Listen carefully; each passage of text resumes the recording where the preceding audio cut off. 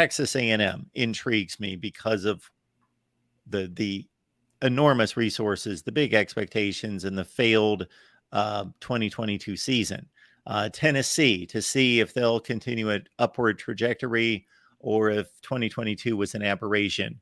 What storylines out there really grab your attention right now? I would go with A&M for one. The interesting thing is Jimbo Fisher has been very patient with Bobby Petrino and allowed Petrino to run the offense. And listen, the reality is A&M could be really good. But people need to realize that Connor Weigman and Max Johnson are two fine quarterbacks. Mark, would I be off base to say that Max Johnson might be starting for some other schools right now if he wasn't the backup at A&M? A 27-6 touchdown to interception ratio in the SEC is pretty darn good. Yeah, it really is. Now, that interior of the Aggie offensive line, they say is as good as anybody in the country. And I would tend to agree with that. They'll be fine at running back. Where they have no equal is in the wide receiver department. The wide receiver room at A&M may be the best in the league with Moose Muhammad and Anai Smith and that group. What I want to know is will their defense be better? Same question for Tennessee. Big game, Mark, early on with A&M. They go to Miami in a 3:30 game at Coral Gables on September the 9th. Oh, my stars. Can you imagine what the heat index will be on that date? But that's a big game for both of those teams, frankly, with Mario Cristobal in his second year and Tyler Van Dyke.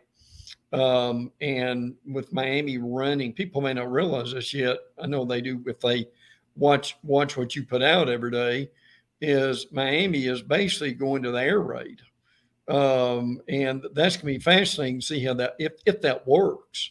But A&M is a team that I do like and could be much better than people realize. You mentioned Tennessee, and they had a scrimmage on Thursday. They also got, and I'm going to mispronounce this, so help me with this, Lama Leva, the backup, got some work. I'll learn how to pronounce that before the season begins. But you're way ahead of me on that one. But and look, I don't know if Joe Milton is going to be the guy that they want him to be. I know, and I've seen like you have, he can throw the ball 70 yards. But, Mark, can he throw it 8 yards to the receiver on 3rd and 7 in Gainesville in the fourth quarter? That's what I want to know. I don't care how far he can throw it. But it's like these guys who kick 70-yard field goals. Can you kick a 35-yard field goal in the fourth quarter in Lexington? So, and again, the defense with Tennessee again is my question. Offensively, they'll be good with Heupel. I don't have any doubt about that. The running backs, I think, are undervalued. That wide receiver room, the likes of Squirrel White, one of the great names in the league. But to me, again, will they be better defensively? And I know it's been talked about a lot, but Tennessee last year on third down defense was really, frankly, pretty bad. And that's something they've got to get fixed. So no question, brother.